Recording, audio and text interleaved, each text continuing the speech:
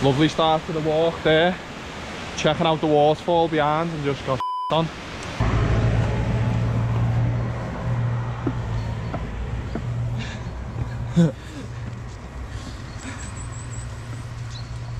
Right, good morning everyone. Today's walk's going to be the East of Staveley Group.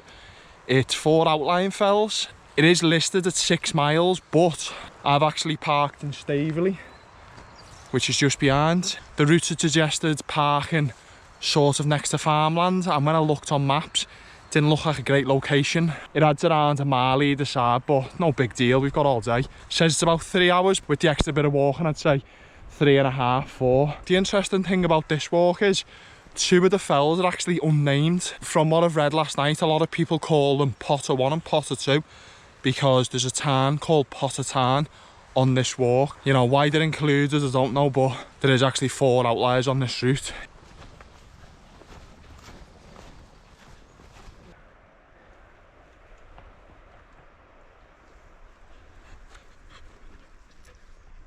So it looks like we're just heading into these hills here. We've been walking for 20 minutes and we're nearly at the start of the actual route. Obviously because I've parked in the town rather than on the road. Done a bit of research last night, looks like a really good walk.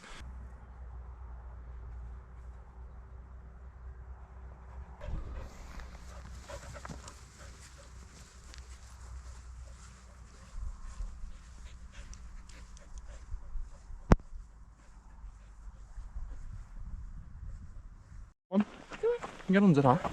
Okay. Clever. So this is the road we should have parked on. But as you can see, it's quite narrow. There could be parking spaces around, but anyway, it's added 25 minutes on, but no big deal. And then we're heading up here and around. This guy's interested here.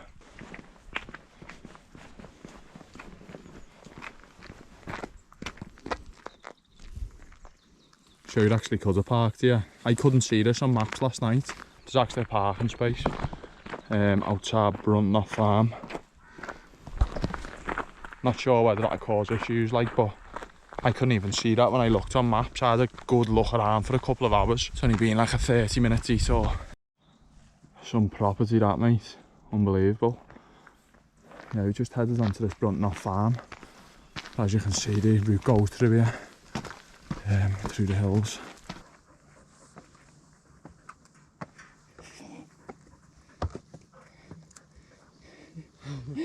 Come on, Phil.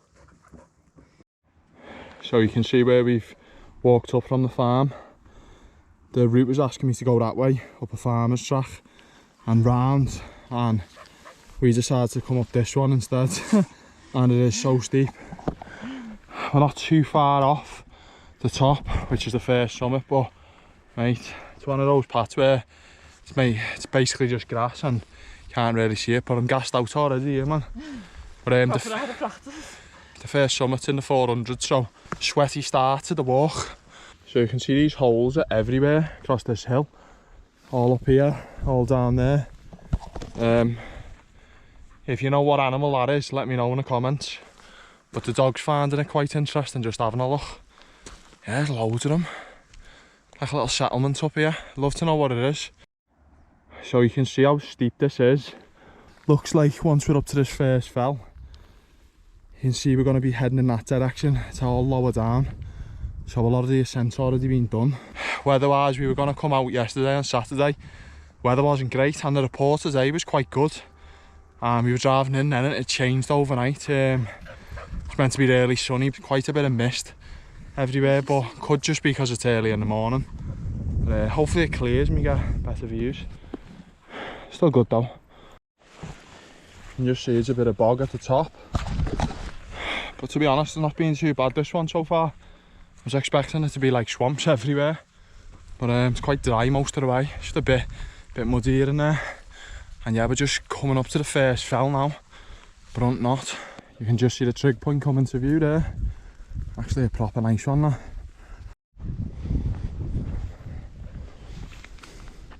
First fell of the day, Brunt Knott, 427 metres. As you can see, nice little trig point, cairn, whatever you want to call it. Yeah, it's quite nice up here. We're heading over in this direction soon, but it'd be ideal if the mist cleared up a bit, see what's around us. The paths look alright though, to be fair. Yeah, so the next two fells are actually unnamed. Wainwright says in the Outlying Fells book that this is basically 4 summits, but yeah, 2 of them are unnamed. There's one later on called Ulgraves, the last one of the walk, and that obviously that is named, but yeah, it's by a town called Potter Town, so that's why I think people call the other two Potter 1 and Potter 2. Nice first summit of the day. Just gonna grab some food and then head on to the next one. This is Bella's favourite ball, Scooby ball. Go then, go.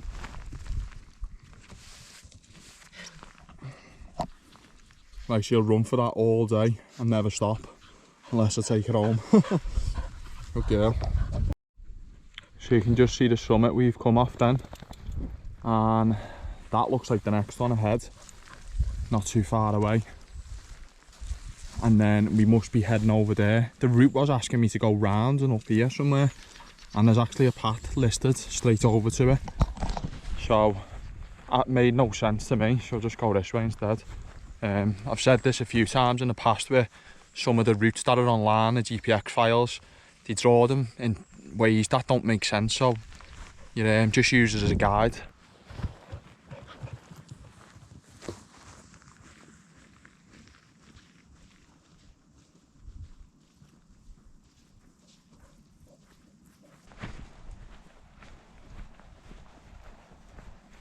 So the only problem I've known since having a dog is the path's actually on that side of the wall, and there was a way of getting over, but the dog can't actually get through that. So we've had to come through this gate and just hope it leads on to the summit in a minute. I'll have to bear that in mind for the next few walks. It happens a few times a day and she's having to slide under fences. There's a bit of a gap in the wall here. Just have to watch the barbed wire.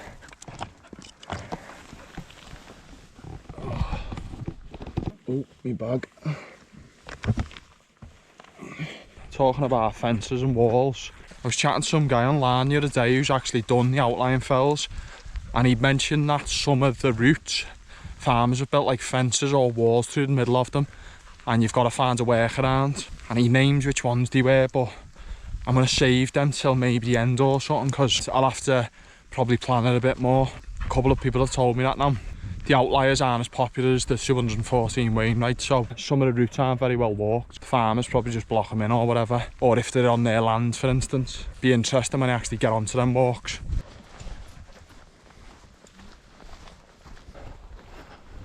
So apparently the next fell's here somewhere. Not sure where. It says there's an actual cairn. Ah, there it is, pile of rocks.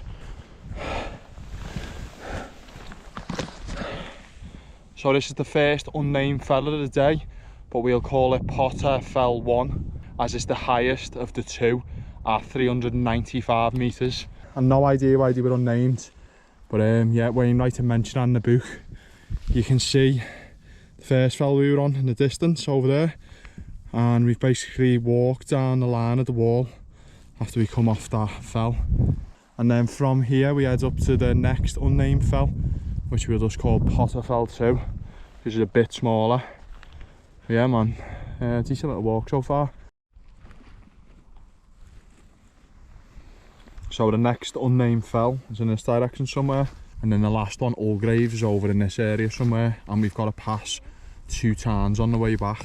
Nice little walk this one, to be fair. Actually decent. And the paths, although they're like grassy, they haven't been too bad on the feet. Yeah, shoes actually in good condition here. I'll probably speak too soon saying that though. So just looking on the map, heading over to this next fell, doesn't actually have a path listed going through here. The route's actually saying I've got to walk through, although has been walked a bit. People maybe just cut through here. And yet this next fell's in this direction somewhere there. Must be one of them in front. Grass is quite high. You can see though it has been walked, even though they're not listing it on Ordnance Survey. So the non-existent path really is non-existent now. And I can see on the map there's water here somewhere running through the mill, so I've just got to be careful. Yeah, it's not the best, like. Oh, now it's starting to get wet. So you can see there's a sneaky stream here that you've got to be careful of. The map was saying go there, but I followed this non-existent path.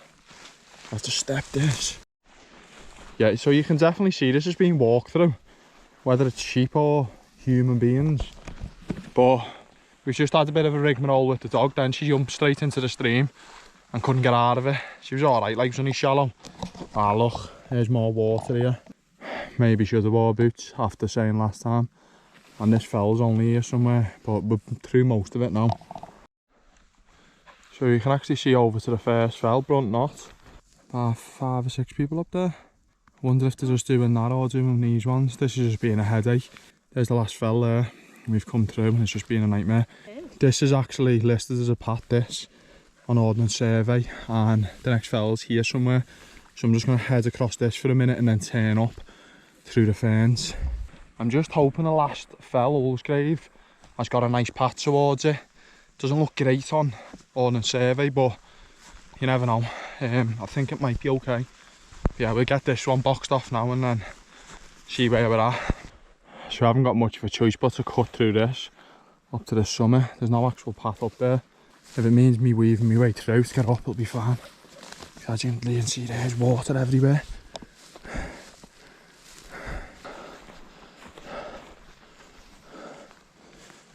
No way.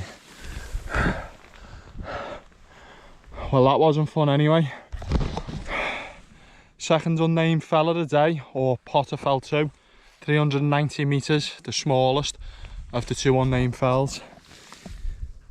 That's where we've just come from. We've come through all this and it's nice and wet. I'm actually not too bad, but yeah, all off for this little 1 or 2 rocks here.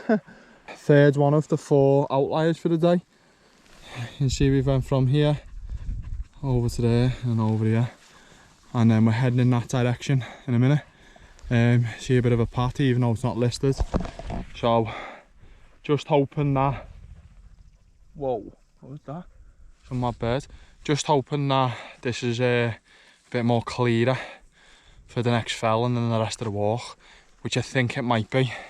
Just between these it's not great, so bear that in mind. So we're currently at 2 hours now, and from what I can see there isn't a path listed, but it looks like there might be like a wall or a fence line all the way to Ulgraves, the next fell, so I'll just stick to that. But yeah, it does look like people have come through here. Oh yeah, you can see it up here as well, so that should be okay. Yeah, just hoping there's not loads of water around again. But yeah, it's not a bad walk to be fair, apart from that bit. But you know, if you bear that in mind, and again, you can always split these walks up. Could go and do Brunt Fell on its own and then maybe these others another time. Anyway, straight on to the next one.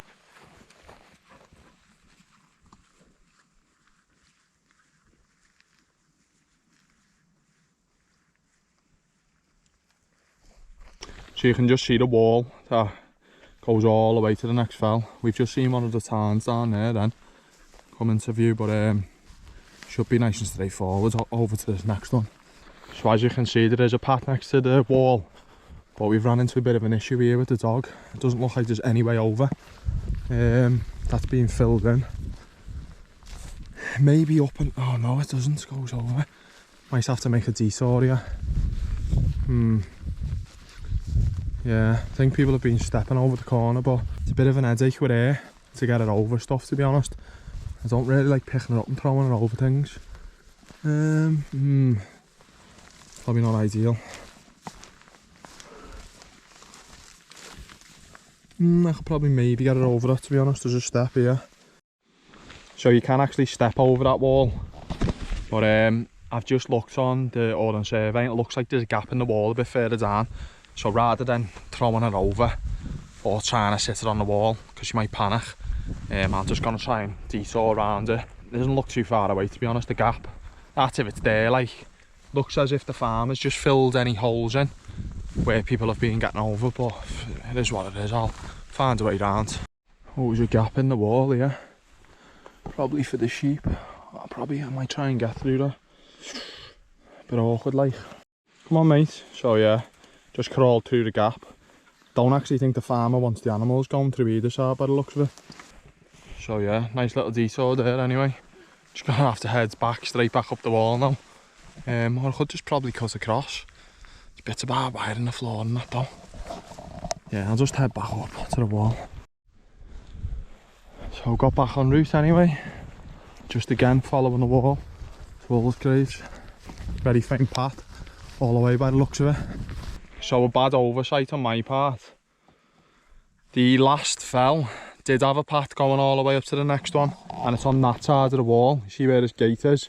Do you know what it was? Sometimes on the outdoor active map, it looks like there's nothing there until you actually zoom in close, and I was like, if you can see further on, we're going to hit a wall again on the summit. Just above you can see the cairn, and we should have been on the left side of the wall. But that's my fault for not looking properly. Yeah, if I zoomed in properly then I was like, oh my god, there's actually a path there, and I just went the wrong way before, but it's my fault. I've realised the mistake now, but I was thinking this looks a bit sketchy on this side, not great. There's your answer why. Don't be following my path. Oh yeah, you can see just there. Nice path all the way down. And if I didn't have the dog, I'd just jump over there, but this is what it is. We'll get there. Oh. Now you can actually see here, there's ways and means to get back over. But that won't be the first or the last time I ever do this on these walks. I've done it a couple of times in the past when you're not paying attention. The weird thing is, the summit is actually on this side of the wall line, so God knows. Maybe there's a cut through on that side eventually. But just hoping this wall that we're going to hit in a minute has some sort of gap in it, but from here it doesn't look very promising. So even worse, another wall's just appeared as we've just headed over here. So yeah, we need to get through 2 walls now. Yeah, so you can see the corner. I could actually jump that myself, but again, it's with the dog. So I'm gonna have to find something further down. Farmer hasn't half boxed this in, mate. I'll be keeping the animals in, even though I haven't seen any. Yeah, I'm gonna have to head down, look for another gap in the fence. Headache, man, but yeah, my fault. Work something out, I'll find something. So the funny thing is, I've just zoomed in on the map and I'm basically boxed in by this wall, and I can't see anything on the map to get out of here, so we're just gonna have to walk till we find something suitable to get through. And if it means going another way up to the fell, so be it. Should have been paying attention a bit more earlier on at the map, but it is what it is. You know, mistakes happen. Just a bit annoyed because I've probably been up there by now. You can see here, this isn't great either.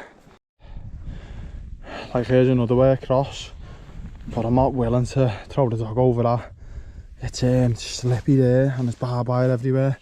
She's quite small, and yeah, I'm not even going to attempt to pick her up and throw her over, or even get her passed over to me in that sense. I'd rather just find a way through.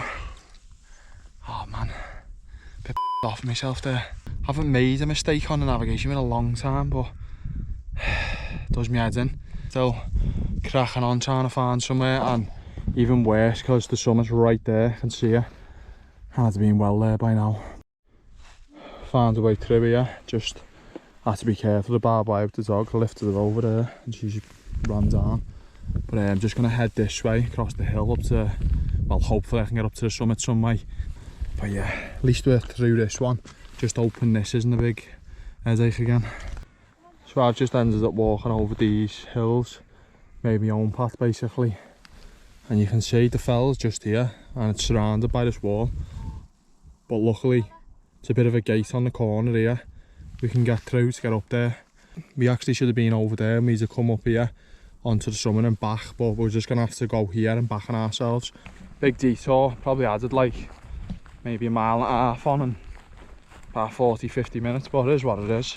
I'll make sure I explain that thoroughly in the summary, just don't make my mistake. So we're finally on a path up to the summit. So we did have a quick look then when I zoomed in on the map, and the way we should have walked down the left side of the wall, there must be a cut through because on the GPS you can see it goes through the wall. We've ended up getting there eventually, and this will be the last summit of the day before heading back to the car. Here we are, last summit. Oh my god, it's actually a really good view. Wow. Belter.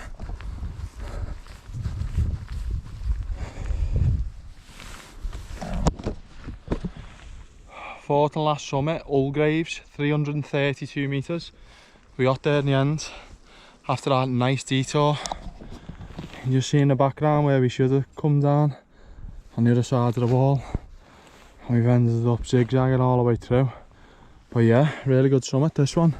Look at them views, man. Looks quite high up here. And it's not even that big, to be honest. But yeah, man, belter. Good little summit.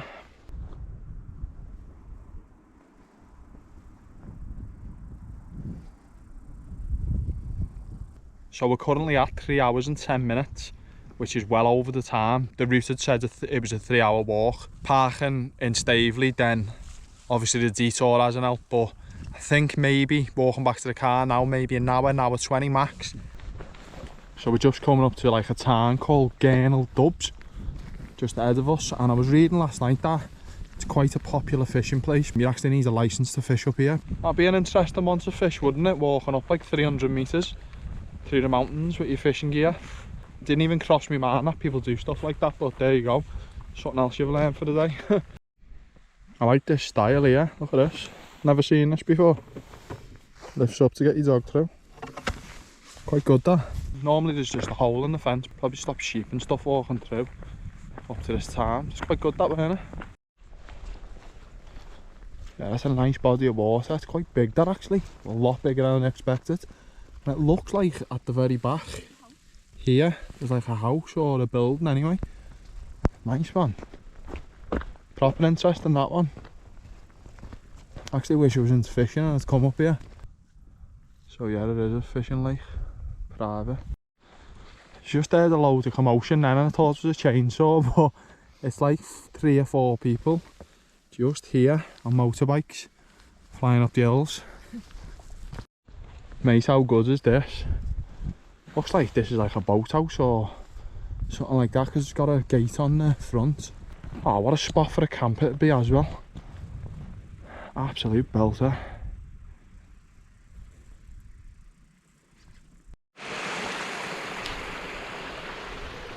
Oh mate, this is so good, this. Boss landscape as well. You know, yeah, you could actually just pitch a tent here. Wild camp. Obviously, yeah, there's locks on the doors. I'm not sure how if you can actually use this or whatever, but it'd be interesting. It'd be pretty interesting to see what's in there. Let's have a look. Ah, so maybe you park your boat in here and then that is like a botty or something. Doesn't look like it's being used much, I don't know. Oh no, yeah, there's a lock. That's good, that, man. I'm gonna have a look at that when I get home. See if you can like book it or something. That's so good, man.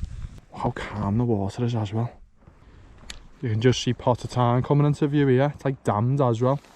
See the wall running down the edge of it. That's what the reference was to the 2 unnamed fells being called Potter Fell, because the Tarn's up here.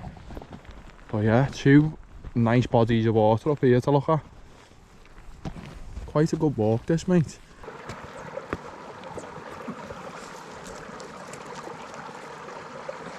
Come on.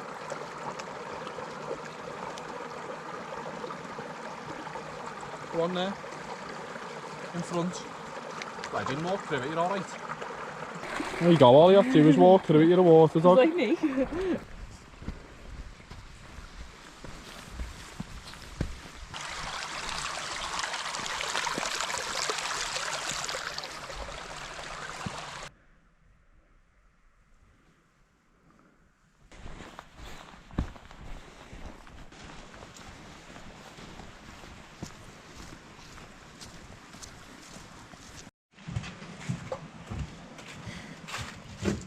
Skis. Bit of improvisation, right? So the amount of diesel I've came across on this walk being an absolute nightmare. We're at 4.5 hours. Probably got about 15 back to the car, but it's been so hard to get the dog through loads of parts of it because there's been walls everywhere and I've either had to like guide it up to stones or stuff, and like that one there I couldn't get round it, so I walked over here to try and get through and couldn't, and I had to just go across the farmer's field quick. Yeah, not great these for dogs, to be honest. Not very dog friendly walks, unless you can actually pick your dog up. Being an absolute headache, and it's added so much time on. Like if it doesn't get any worse. So here's a dog gate, right? And where's the dog meant to go there? Absolutely nowhere for them to go because the fence doesn't move. And I've had to just pick it up, covered in mud. That's just ridiculous, man. I'll tell you something. That was as useful as a week. To be fair, I've come this way back to the car off my own accord. Some of the routes on the Ordnance Survey, I don't know why they're saying that's dog friendly because it's just blatantly not. That is just a nightmare, honestly. The fence is so tight the dog can't even get through it. But yeah, I've just had to pick it up then.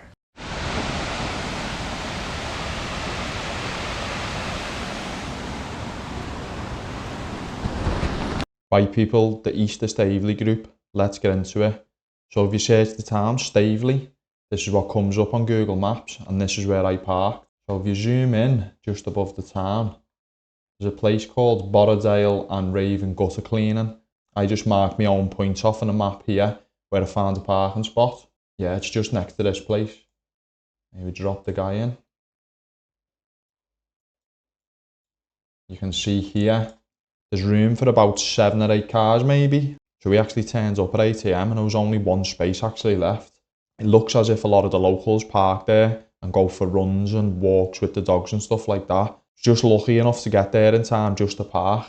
Really good spot to be fair, and from there you can head up into the fells.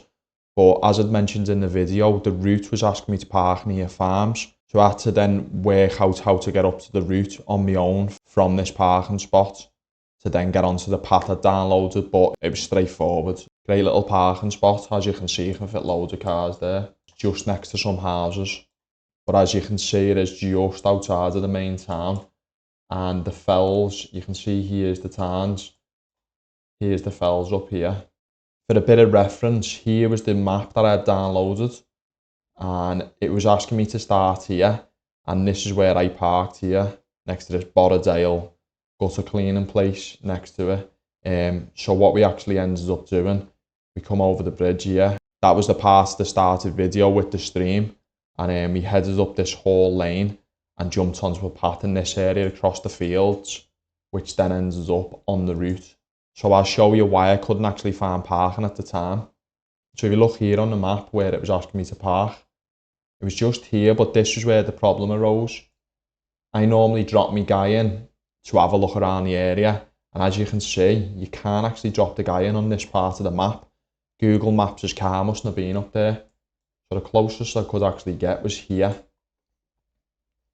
I dropped the guy in the night before and I seen this gate. So I'm thinking, can you actually park there? And if you look here, they're not great places to be parking your car, if I'm honest. Not something I'd suggest personally. You don't want to get into bother with the farmers, in my own opinion. So that's why I parked a bit further down. And I'll show you something else now. So as I say, you cannot actually check this. And this is where we come off at the end of the route. And we actually headed down this road and we cut across this farmland here. So as you head up the road, this was the part I said you could have parked on there outside the farm. Oh, so that building I was looking at was a holiday cottage, but this was Brunt Knott farm, one of these. And I did say you could potentially park there. But again, that's why I didn't notice this on maps, because I couldn't actually drop the guy in to see this the night before, and it makes sense now. And the closest I could have got was here. And I do remember passing this, and there's up to the fells there. If you wanted to get on the route straight away, I'd maybe chance this part. If you just search Brunt Knott farm, you can actually drive up there, but obviously I didn't know this pre-planning the night before, and it makes sense why now. But as I say, if not, you can just see that road leads all the way up there to that corner. You can just park here where I'd suggested in the lay-by. If you're there just all day, it's fine, you know what I mean? But I tend to do it sort of like for time as well, but that did add on a fair bit of time, but it doesn't really matter. That is the easiest parking space, so that'd be great. But yeah, you've got options there. It's up to you. But yeah, another quick look at the walk. Yeah, you can see this was the map, and as I say, that would have been ideal because that is actually on the route. But yeah, there's plenty of options for you there, and I'll show you my actual track. So as I say, I'd started there in Staveley. So Ordnance Survey doesn't even mark this as parking, but yeah, it's all good. So as you've seen in the video, I headed over the stream and up this road, and then we jumped over a stile here, and I could see on the map there was a path going over a farmer's field. That got me onto the actual part of the route that I downloaded, and this was that parking spot outside Brunt Knott farm, again not marked off. Yeah, not on Ordnance Survey or Outdoor Active.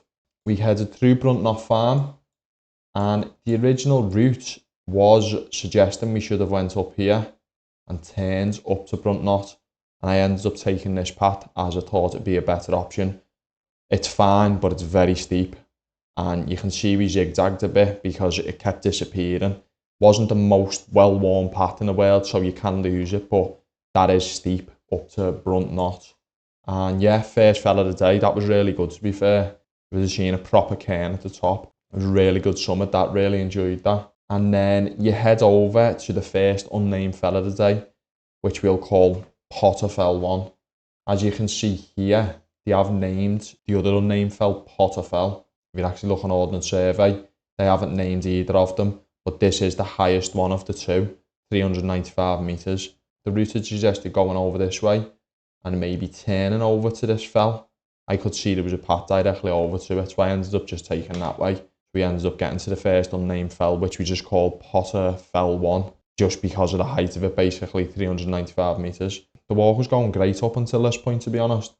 As you're coming off here to the next unnamed fell, which we'll call Potter Fell 2, you can see here there's water running through. The route had sort of suggested going this way a bit, more over to the left, but it didn't matter, you had to cross the stream. There's a lot of high grass there and ferns and stuff. The dog actually fell in the stream, which was quite funny, but it was okay, it was quite shallow. Yeah, it wasn't the best area over here, and this is where the walk started to get wet. I actually forgot my boots and ended up wearing my shoes, and again, they went through. And even with my sealskins on, they actually went through later on in the walk. I could actually hear them squelching when I was walking. But heading over to Potter Fell 2, not the best. And then you actually head onto this path here. But I walked across this for a bit and then turned up to this fell. And yeah, you can see on Ordnance Survey, nothing special them two fells. They were just literally a pile of small rocks. You would have seen the second one was literally about 3 rocks. But yeah, there's ways and means between these fells. And you can see Ordnance Survey don't really list paths on their one. So why Outdoor Active have different routes on theirs, I'm not too sure. This is where I ended up going wrong, and this was an oversight on my part. Coming off the third fell, or Potter Fell 2, I should have went here and been on the left side of the wall, and that was just an oversight. Nice and easy to see on a laptop or on a big screen now, which I've got, but on your phone, unless you zoom right in, you sometimes miss things, and you would have seen I got really frustrated. We ended up zigzagging for a while, where I should have been on the left side of the wall, but I wasn't. And annoyingly, yeah, I ended up on the right side, and as I was walking down, I started to get onto this. The problem I've noticed with some of these Wainwright walks, or the outlying walks, should I say, and I've been warned this plenty of times by people, there's a lot of fences being built since Wainwright wrote the book years ago. The farmers have just boxed a lot of the land in. I suppose if it had been on the left side of the wall where I should have been, that looked like a nice straightforward path up to the next fell, but yeah, I went on the wrong side anyway, and you can see here, I could see a wall line, and you can see on the map, it looked like it stopped there, so I ended up walking down, and I found a hole in the wall for sheep and crawled through. Dog got through fine, and that was all good until I got to this point again. And again, you can see the wall running down on the map, and I hit this corner. If I was just walking on my own, I could have just jumped the fence, but with the dog, she's quite heavy, considering she's quite small. They're too high to throw a dog over. You know, it's a bit awkward for me and Dom to be passing to each other, so rather than doing that, I thought I'd just walk around. And I ended up having to take a big detour, to be honest, down the wall line until I found a hole where the fence had fell over, the barbed wire and stuff, so I just cut through the wall in the end. Did add on a fair whack of time, this. And to be honest, I thought at this stage, I'm just going to cut over till I can find a way up to the fell, rather than walking back to the wall. So at that point, I was just like, well, I've wasted my time a few times today. I'll just make my own way over there. Actually seen a farmer's gate here up to Ulgraves. You can see how much I'd zigzagged all over the place. Let's just have a look at the topo. There I've listed the path on the left side of the fence. But my fault, bit annoyed at the time. Quite funny to look back on now, but did add a fair whack of time on that. We actually got up to Ulgraves, 332 metres. You would have seen the views around, fantastic man. Where can you actually see over to? Whiteside Pike. I don't actually know some of these, maybe these are outliers. Don't remember these off the actual Wainwright. No, Sadgill. But yeah, anyway, some fantastic views around our area and one of the best fells I've been on that. You could actually split these walks up into smaller chunks. The paths are good around these areas. But heading off Ulgraves, we had to come back on ourselves before heading over here, Gernal Dubs. Yeah, see it marked off here, which you actually read was a fishing lake, but you needed a licence. I'm not sure how you get that licence, but be interesting if you fish there at nearly 300 metres. And there was a boathouse here, or maybe a bothy. Still haven't looked into that, but I will after this video. Looked really interesting, and that was absolutely fantastic up there. So you can see here, Potter Tarn, and that's why people are calling the others Potter Fell. See, I don't know why these have got this marked down as Potter Fell, no idea. But that's why some people have named the unnamed fells Potter 1 and Potter 2. Actually seen a big walking group here and was talking to a few people, and they'd come up from Staveley. They were just walking around a lake and then going back down. I had a bit of a chat with some fella and he was looking for his other group members, but yeah, I've seen them all up here. After we come off this Gernal Dubs, there was lots of people walking up. Must have seen about 25 people. Looked quite popular up that area. And then heading off, we had a few issues with the dog again. So there was a lot of styles, and they were those ones where it's a bit of slate put into the slate wall and they make steps out of it. And obviously our dog, she is quite like narrow to the ground. She's quite a long dog, but small. And again, couldn't really throw her over. It was dead slippy. So I was having to guide her over on the lead. And there must have been maybe 6 or 7 of them walking through, and it was awkward, man. And yeah, I wouldn't say these are the most dog-friendly walks. So bear this in mind if you're ever taking a dog on these walks. They're not the best. The original Wainwright are fine, most of them routes, although some of them probably aren't suitable. But, you know, having a dog now, I'm going to maybe have to start accounting for a bit more time on these walks, not just being with Dom. So, yeah, we ended up getting there in the end before we passed Potter Tarn, which is like a dam you can see here. And yeah, it's a pretty straightforward walk. I just ended up making it worse than it should have been. And coming off here, back down to Staveley, as I'd mentioned, you could have actually parked on this road here by Littlewood Farm. Looking back at it, the parking was fine in the end. It added a bit of time on. So this is where I cut through this Littlewood Farm. And you can see here, you would have seen me on the video complaining that I couldn't actually get over one of the fences. So I had to cut across the farmer's land and go through a gate. And what I'd say is a lot of the gates are locked by the farmers. They've actually got padlocks on them. So luckily our dog can slide under a lot of them with it being a bit smaller. But bigger dogs would struggle. If you would have seen me saying about there was a stile with a piece where you could lift up for the dogs. But then there was maybe a 4 or 5 foot drop and a fence in the way. So if you actually was able to get your dog through, you couldn't actually get them down. And I had no choice but to pick her up. Quite slippy in that, but I did get her down eventually. And I actually seen a few dog walkers coming up through the field, and they just turned back because they knew they couldn't get them up there. And they had a small and a big dog, but yeah, not the most dog friendly in my opinion. If you'd have started on here, you could have avoided that whole section. Maybe if you was with a dog and as it actually went the right way down the left side, would it have been the best? Still probably not, no, but you know, you live and learn, and I need to start taking that into account, taking on other walks, but it is what it is. We ended up getting round in the end, and then yeah, we headed down here and then jumped back onto the parking. Having a look at the stats here, ended up being 8.7 miles. The route had said it would have been about 6 if it had parked on the road, which ends up adding 3 miles on nearly. And that was due to the parking and the zigzagging all over the place. But yeah, again, my fault. Moving time was actually 4 hours and 5 minutes. The route had suggested it would have been about 3, but it did actually end up taking us 4 hours and 53 minutes. As I'd mentioned at the start of the video, most of the ascent comes at the start of the route, and then it's just a few humps before heading down gradually back to your car. Start time 8:07, finished at 1. So anyway, people, looking back at the route, it is actually a decent route to be fair, and there's some really good fells on it. If you weren't actually going up to Bag Wainwright, I'd probably avoid the 2 unnamed ones and just do Brunt Knott and Ulgraves. There is routes that run from here down to here, so that's fine, but yeah, it's a good route, and you know, I made that a lot worse for myself by making a few mistakes. At the time, I was really annoyed with myself, but it happens, doesn't it? We've all made mistakes navigating, but I will take from this walk that I need to zoom into the map properly, and especially near walls and fences.